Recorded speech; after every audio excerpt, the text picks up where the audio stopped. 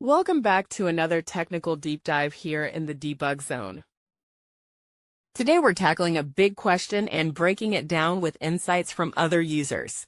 Hopefully this clears up some misconceptions and helps you get the answer you need.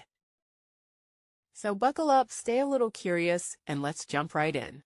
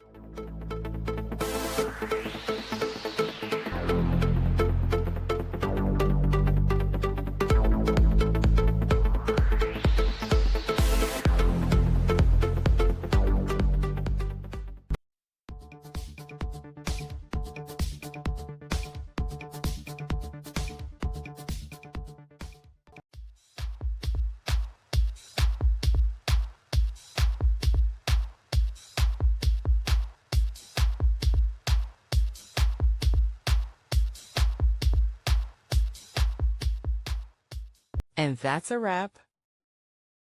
I hope you found the answer you were looking for. If you did, take a second to hit that subscribe button. It really helps out. And let me know in the comments which solution worked best for you. See you next time in the debug zone.